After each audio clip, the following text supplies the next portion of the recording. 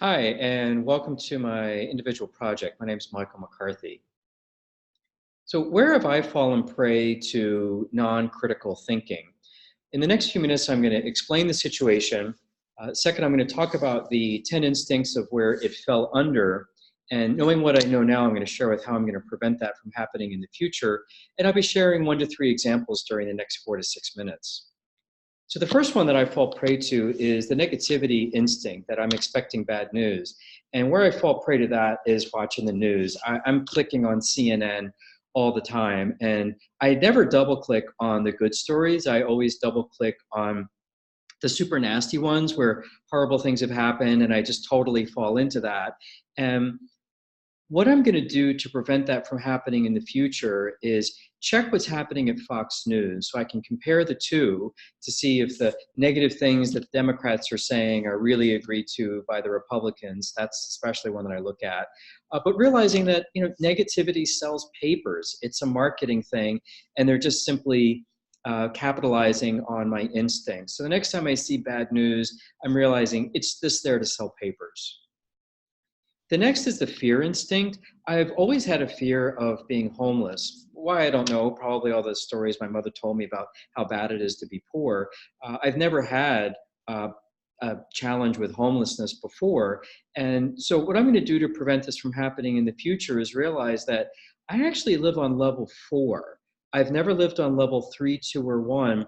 However, I have traveled a lot. And I've traveled to level 2 and level 3 countries, and I found that they seem happier than Americans. So the fear of being homeless or the fear of poverty doesn't mean that my life's going to be worse. I might actually be happier. So that's how I'm stopping having that fear come in, by knowing that uh, it's just really not logical. And some people that are poor are a lot happier than Americans.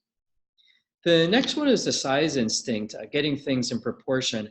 I am the worst at telling you how big a crowd is. I'll say it's 500 people when it could have been 200. I don't know. Room sizes, I always think rooms are a lot bigger than what they were.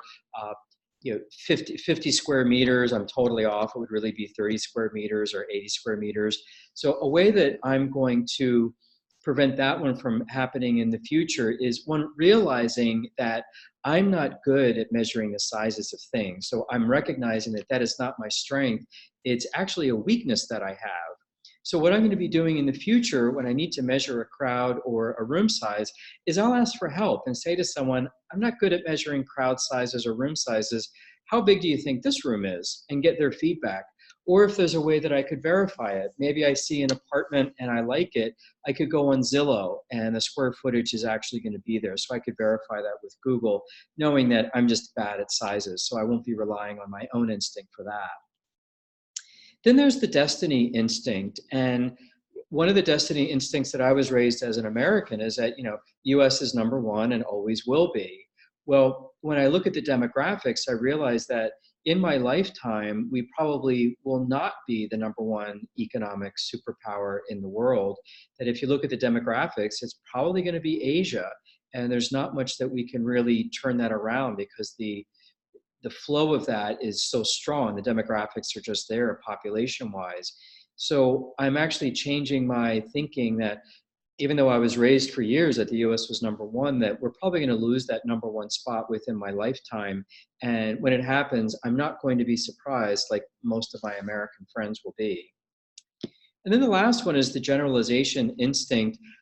I do this all the time when I'm out in Boston, that if I see kids who have abusive parents treating them poorly, I just assume that they're going to be turning out badly. They're going to be having drug and alcohol problems. They're going to have behavior problems. They're not going to do well in the world. And that's just not true. I mean, it's just not true. I cannot predict the future of what's going to happen to a 7-year-old whose mother is yelling at them on the train. So the way I'm stopping that generalization is to realize that I especially should never underestimate someone's determination to change themselves and who they are. So that is my presentation. These are the instincts that I have fallen prey to, and these are how I am not going to have that happen in the future. Wish me luck. Bye-bye.